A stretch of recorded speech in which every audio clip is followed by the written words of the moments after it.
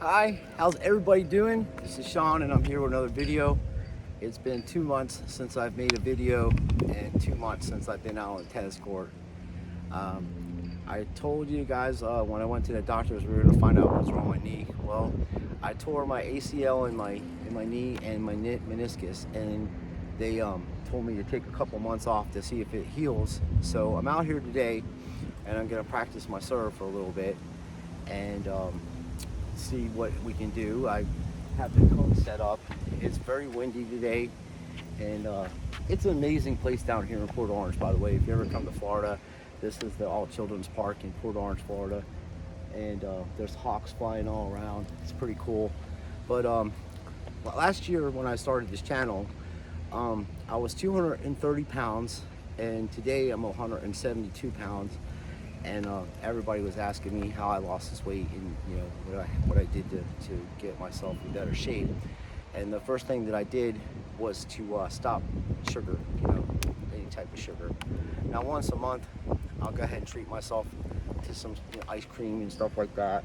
And then they make non-sugar ice cream, and then I was making milkshakes out of that. Treat myself once a week. But then once a month I'll go get proper, my favorite ice creams, vanilla, just like vanilla, and also like strawberry. So I would go to Wawa's once a month and go get one of them strawberry milkshakes, which were bangers, man. And I'm still working. I work 3 to 4 days a week. I enjoy working. I just am disabled, and I do my best. I have they want to replace my right hip. I need hip surgery again, but I'm gonna wait on that. And they wanted to do surgically repair my knee, so I'm gonna wait on that because I feel pretty good. Me and Ashley last week for my birthday. My birthday is December 22nd. She bought me pickleball. Like a pickleball setup. So last week, her and I came out here, and we were hitting some pickleballs. And dude, I was hitting this shit like I'm like a forehand from like tennis and stuff, and it was pretty funny. But been seeing a lot of videos on people trying to learn how to serve and stuff. And the best way to learn how to serve, let me get my racket here. Sorry, folks. Just bend it down, dude. So I got this racket a few months ago. I like it. I was playing with the Wilson Profile 95s. This is the Blade 98 and 4/3/8 grip. And I have the Solinco green in here. And the way I string my rackets, this is even tight for me, but on the mains, I have it at 40 pounds. And then on the cross, I have 38.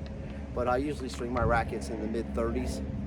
As I've gotten older, I even string them even looser than that, because there's a lot of talk where you lose control when when the racket's strung lighter, and it's not really the case all the time.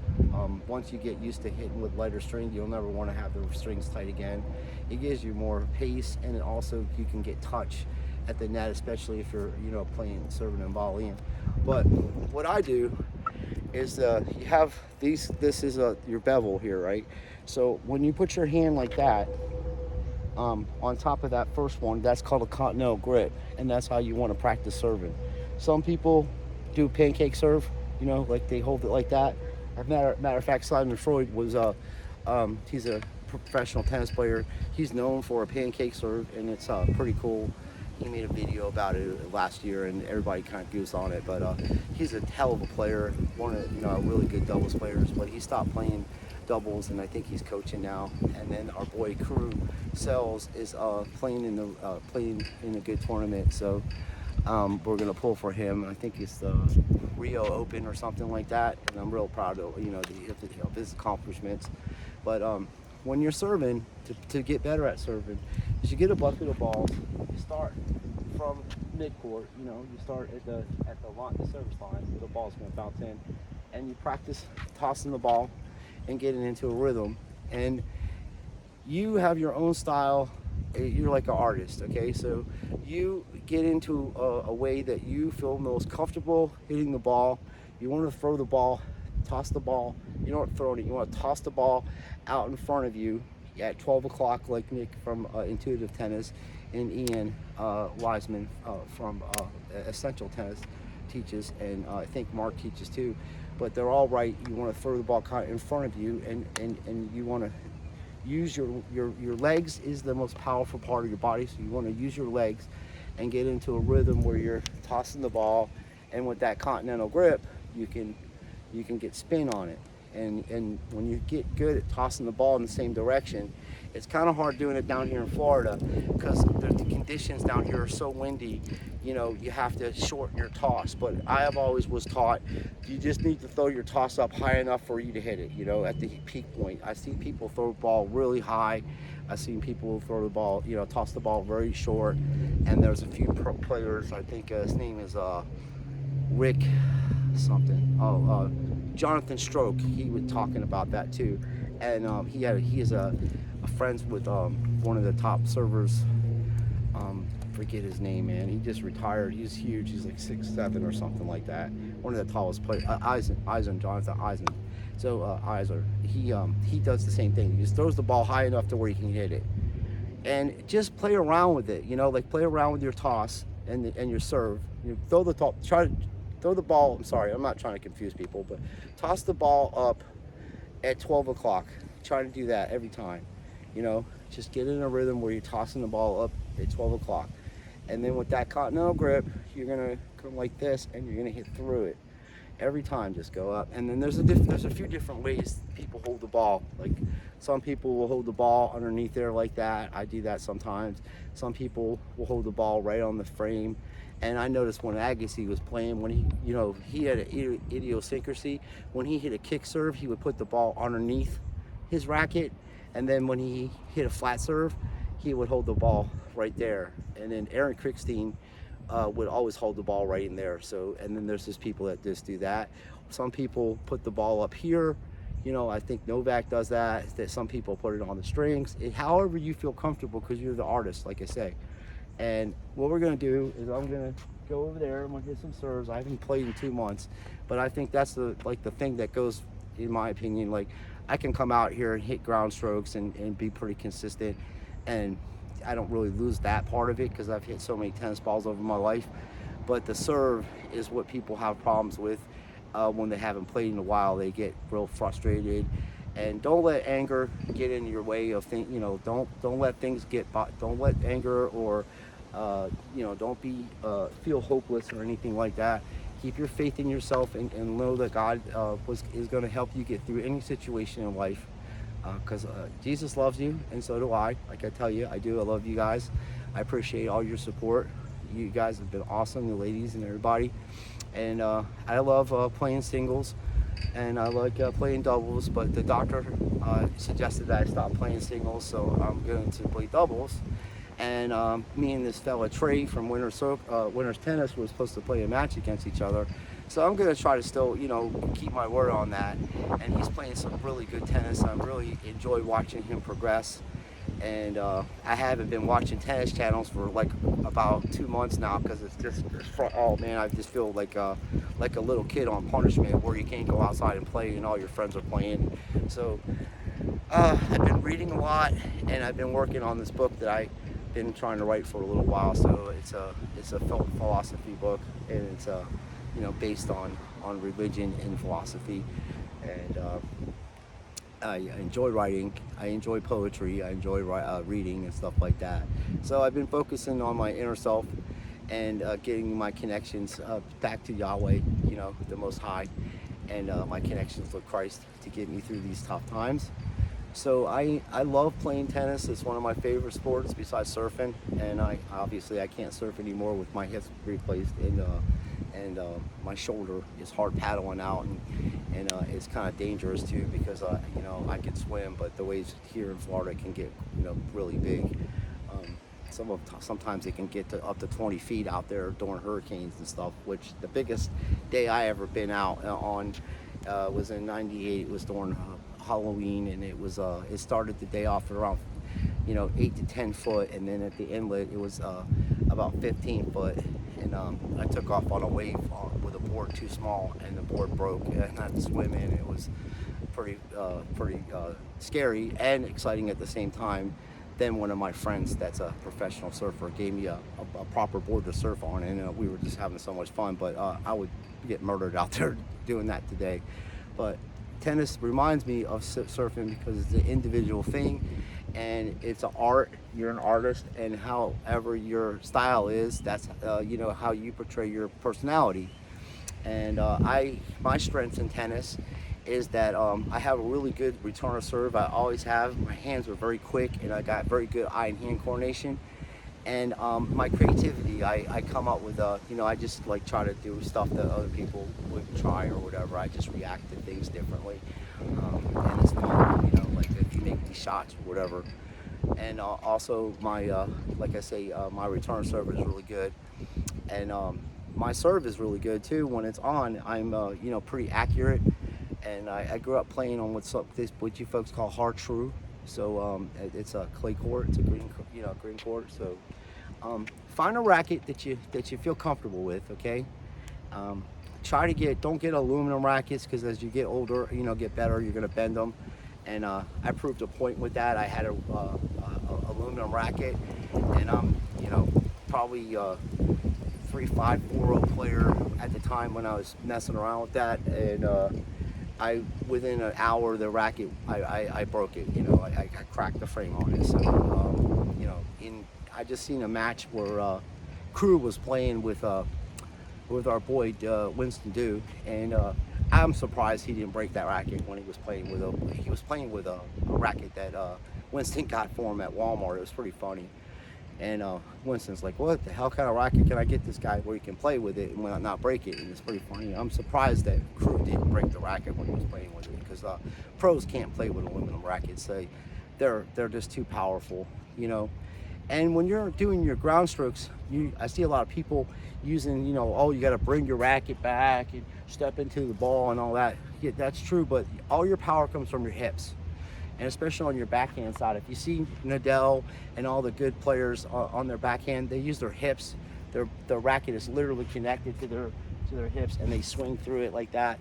And that's what you want to learn how to do. Use your hips and turn into the ball when you're striking it, and you'll get a lot of power, a lot more control, a lot more consistency.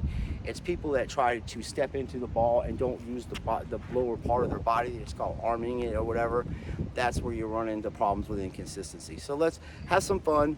And I know I've been talking a little bit because I haven't seen you folks in 2 months, and I missed everybody. And let's see what we can do.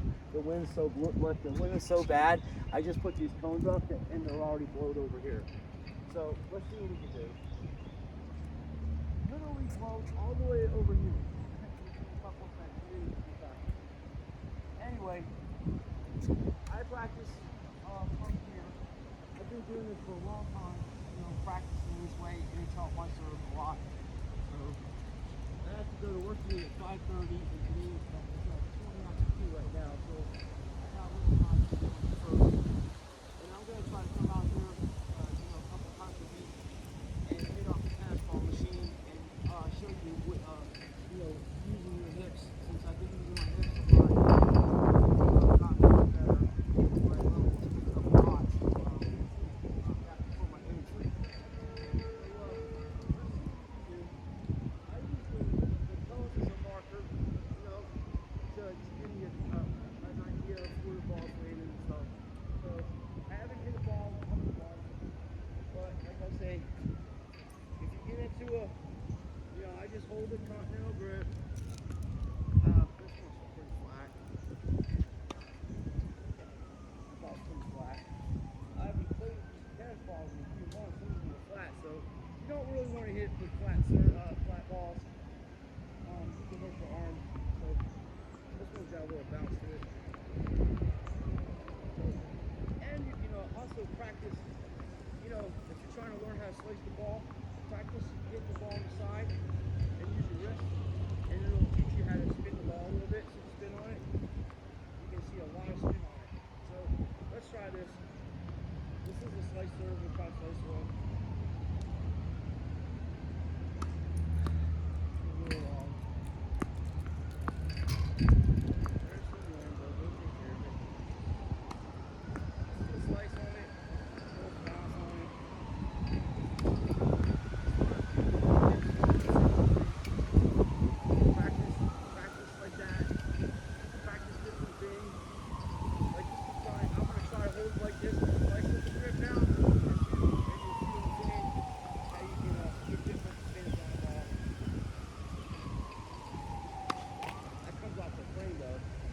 gotta do it quick.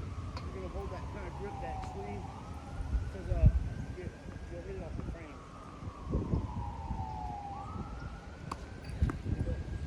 See how it takes the pace off the ball? Taking the pace off the ball so the pistol pull the timing off. And here's a flat third out wide. We'll try one out wide. Flat third.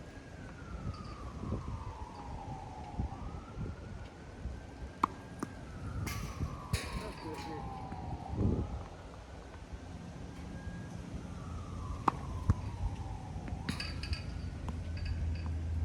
You see the same way I throw it. My feet are like this. I have one foot 20 towards the post.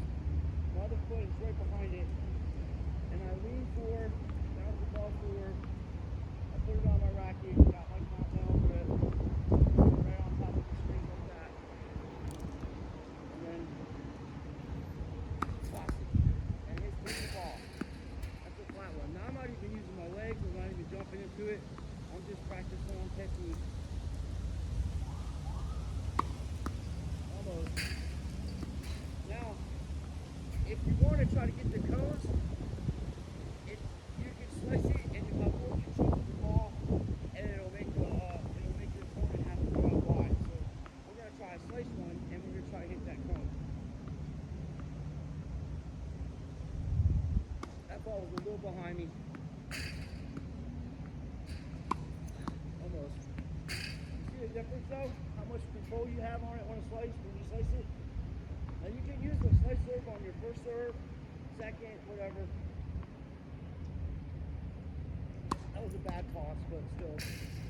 I'm not trying to throw the ball out high because it's really windy, and it is kind of messing with my toss, but we're going to just do regular one.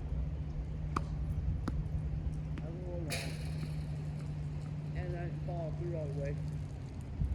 Like I said, that's the first thing that I lose when I play for a few months. I haven't hit tennis ball in 2 months, so.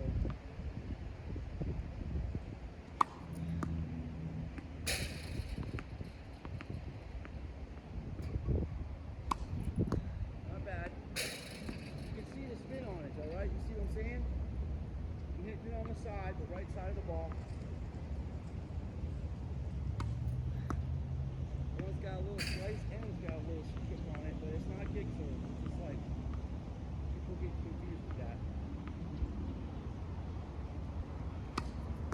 Almost. But you can see them, by having them goes there, gives you a little marker. We're going to try one down the middle, see.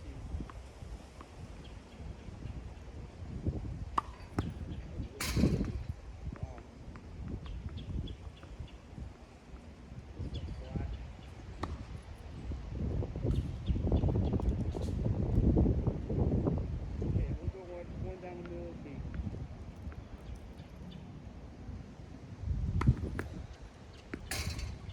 Roll off. Not too bad at that though. Still not have to focus a little bit.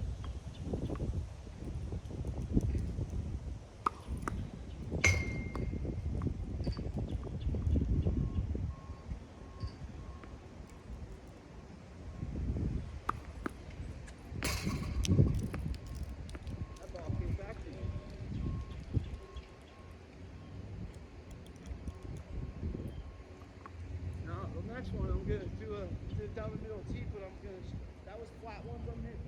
You can see how it's a little hard to control it. So this one, and let me tell you, you want to get closer to the line here, gives you a little more accuracy on it. Now this one will be a slice down the middle. Let's see. See the difference? See the difference? You see the difference on the control? How you can control the ball a little bit easier. See how it comes in? That was real wide, but you see the ball traveling the same way as if you're going to hit a flat serve, but hitting it on the side will spin the ball downwards.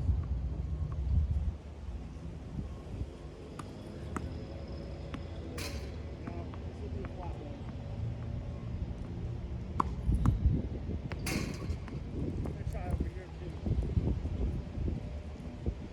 You see how you're getting in a rhythm now? And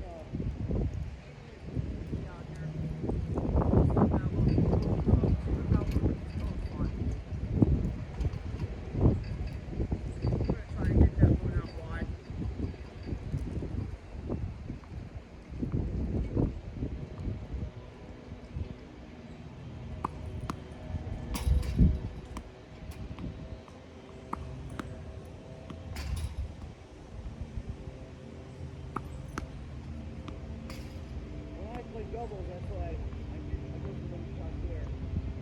Same thing, it's just lined up, where you feel comfortable, go forward like that.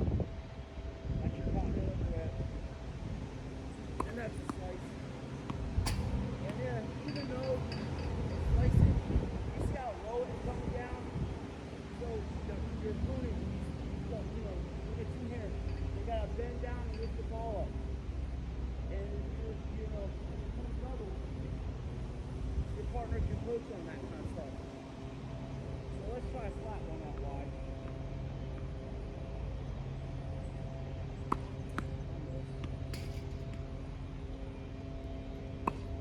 Damn.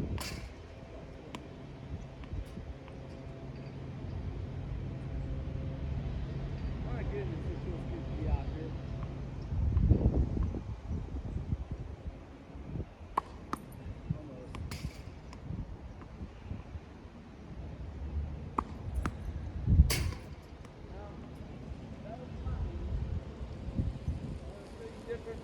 Slicing, how much more control you have. Because a lot of people are like, well, I can't. Slicing is going to go out this way. No, it'll still go out the same way. Watch.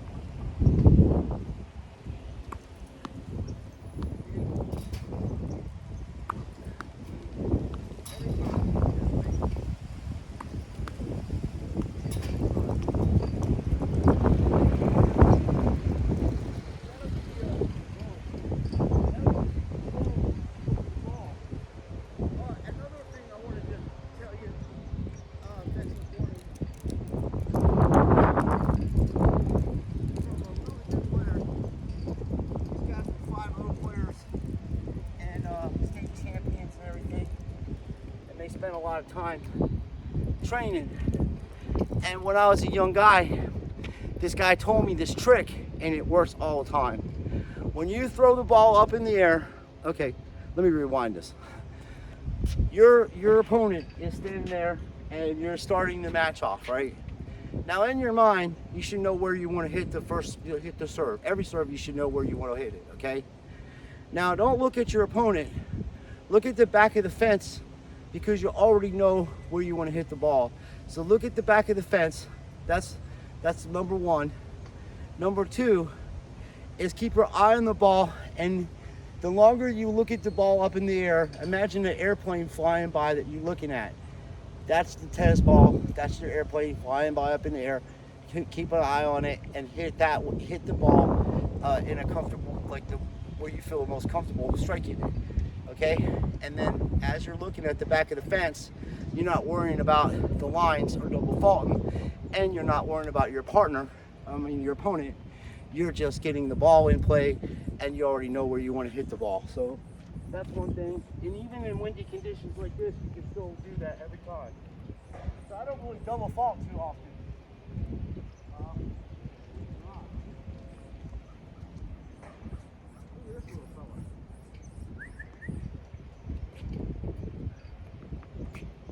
Like I say, practice. You can do this anywhere out in your garage. Practice hitting off the side of the ball. It'll be a feel for the tennis ball. It really will. You get a good feel for it.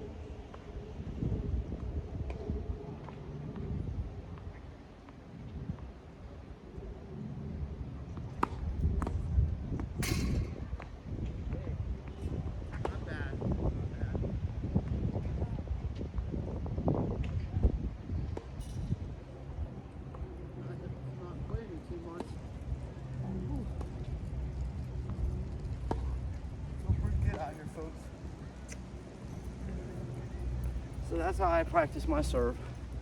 Once I hit a few buckets of balls or at least the one bucket of ball from the mid ones, then I go back to the baseline. Because if you can't hit a ball in that square from there, you're not going to get the ball in from back there to here. It's all mental, and just have fun. Try practicing different things. Just use your creativity, get into a rhythm. Sometimes I'll even try to serve like Boris Becker and have fun with that. You see me when I was rocking. I used to mess around with my friend that literally served just like him, man. He was a big dude. My friend Sean Fowler. He actually, no shit, this dude could throw a baseball in the 90s. And when I used to play baseball for John Hall Chevrolet, I'd stand at the plate and didn't even know the fucking ball was coming. I was, excuse my language, I was like, oh my God, and we were little kids. And then he would serve that way too. His serve was gargantuous, as big as that fella Trey's, okay, let's put it that way. And everybody doesn't realize, because he's on video, how fast that ball is traveling. Like, he's got a clock, 100 miles an hour. And I don't know how tall the fella is. He looks around 6 something, 6'2" or whatever. And I'm short, I'm only 5'6", 5'7". I actually shrunk. And it doesn't matter how tall you are when you're serving and stuff. Just get into, like I said, just throw the ball up high enough where you can strike it. Try to get the ball in front of you. Hold the continental grip and work on this part, You just throw it up, throw it out in front of you, boom. And as you get more comfortable, you'll be able to throw it up, and then you're starting to hit through it, and then all of a sudden, when you land, especially if you're playing doubles, that's good. You're inside the court. The only problem I have with people, they're teaching you to serve and land inside the court is that when you come across a person that's got a good return to serve, and that's something that I do, this is what I do. I hit the ball straight at their feet. As soon as they, I don't have to hit down the line or try some fancy, winner cross court. I hit the ball right down the middle of the court, right at their feet. So even if they do get the ball, they have to pop it up. And then if you're playing doubles or even singles, that ball is going to pop up in the area where you can, have a good chance to put the volley away. And I saw a lady teaching people how to hit the ball, volleying, and in my opinion, she wasn't teaching the correct way, because if you can, take the ball in the air, because every time you let that ball bounce, you don't know what kind of spin is going to be on that ball. Even though it may not be traveling that fast, it may look like a perfect sitter, it could drop, and when it drops, it could spin out right, it can spin out left, it can spin back into you, it can spin forward. But when you take the ball in the air, you take that probability out of the scenario. And you don't have to smash the shit out of the ball, because keep in mind, the ball's coming with some pace. But what you do have to do is turn sideways. I see people running backwards too. Even in the NFL, or even when you play defensive back, yes, you turn sideways. You want to make sure that you're sideways and you're going backwards like this. This is how you want to do it, like that. And you can practice doing that, because I guarantee you, out of all the people that play tennis, and I would even say pros, the least practiced shot that anybody practices is an overhead. And that's something that I was practicing with Coach Steve a while back, and I do it with the ball machine now. And I intentionally make myself practice overheads, because you hit more overheads in doubles, especially in doubles, but in singles, and I see so many people missing, including myself sometimes, but I've gotten a lot better at it. And when I hit my overhead, I snap my wrist. The last time I played doubles with my friends, they're pretty good. They're all around 4-0 doubles players. And sorry, I got sweat in my eyes. My eyes are burning so bad. I got a ball, and I was just kidding around, man. I was just joking. There was nobody around, so I wouldn't be able to hurt them.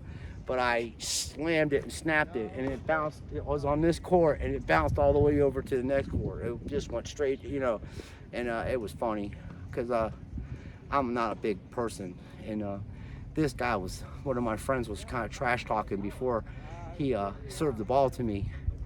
He's like, I'm gonna go to that backhand. I was like, okay. So I took the backhand and hit it back to him cross court, and then he has a one-hander, so he tried to slice it, and instead of the ball being sliced, he popped it straight up, and I was in a perfect position. And I was like, okay. And before I hit the ball, I was like, Sally, Jesse, Raphael, he really got a hold of that one. I was kidding around, and then I hit it, and it went straight over, and everybody was laughing. And that's what I try to do when I play tennis. I try to be, have fun and laugh at my mistakes, and and compliment people on shots, and just have fun doing that. I've always been that way. And that's why a lot of people like playing tennis with me, like playing doubles and singles, because I'm pretty, I have a good sense of humor, and I try to have fun at it. But I am a highly competitive person. When I was playing singles, because I hadn't played in a while, I was playing with one of my friends, Jorge. He's a really good player, and I got mad. I was getting mad. I was like, Jesus. And I was down one time. I was down. I think it was 4-1, and I came back and I was up 5-1. I'm sorry, 5-4, and then I lost the match 7-5. And I was, damn, it was a good match. So we were having fun, and I literally fell down on my hip when I ran for a ball, and I was like all winded, and I was like, okay, this is it. I gotta change my tactics. So then, because if you hit anything short with this guy, he rips it. And because he can't move that well, he had knee problems too, and he's a big fella, he rips it. So I started playing more with a lot more top spin and getting huge, like, loopy balls.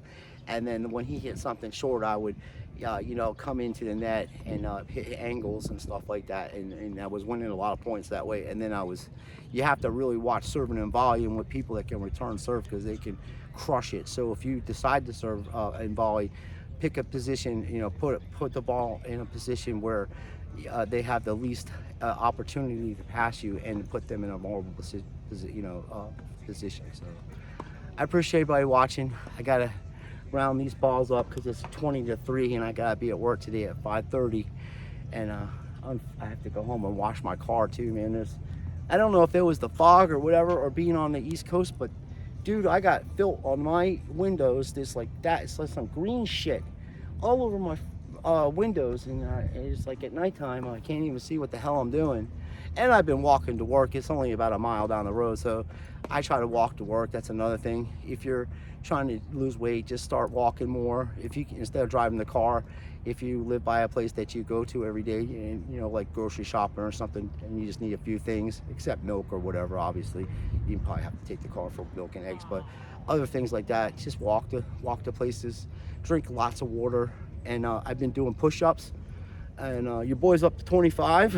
I can do 25 at a time, and that's 170 pounds at 25 times, and then I'll do a couple sets of them. And so I'm feeling better. I'm trying my hardest to get into a position where I can play again and meet up with that dude Trey, because I really like that fella. I like his brother. I think they're good people.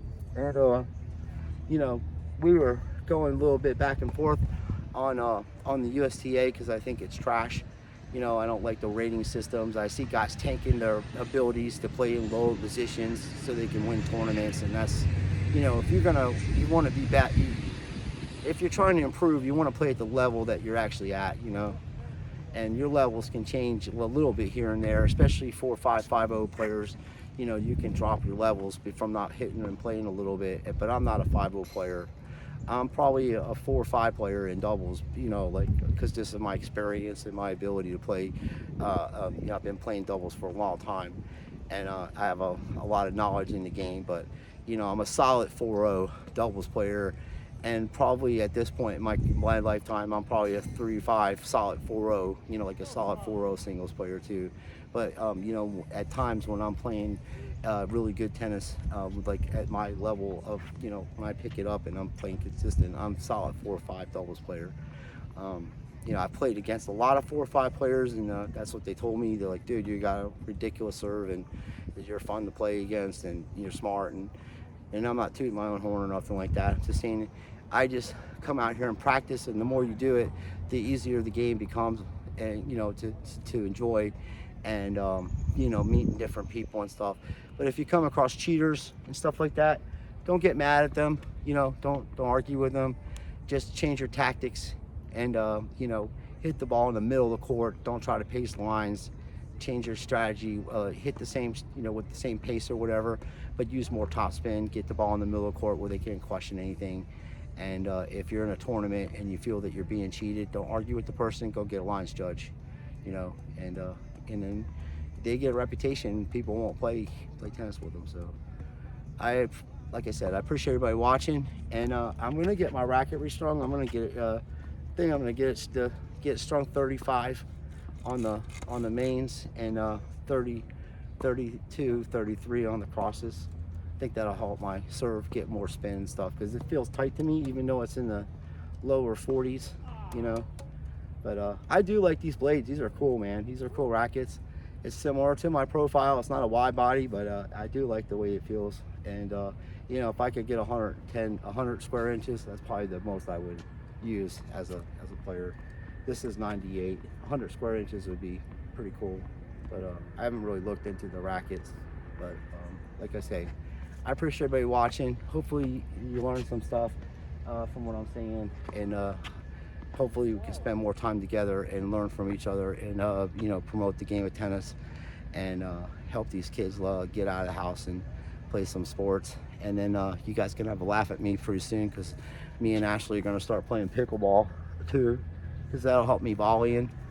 And I just want to, you know, I think it's fun just trying to hit the pickleball like you play tennis, you know.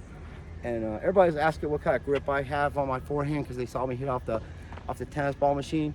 I guess I would have what you could consider a semi-Western Eastern grip. You know, it's right in between there. More of a Eastern sometimes when I hit a flatter shot, but semi-Western when I, you know, use top spin and stuff like that. I kind of change it as I just happens naturally. I don't think about it. I just do it kind of. But I also just like kind of use my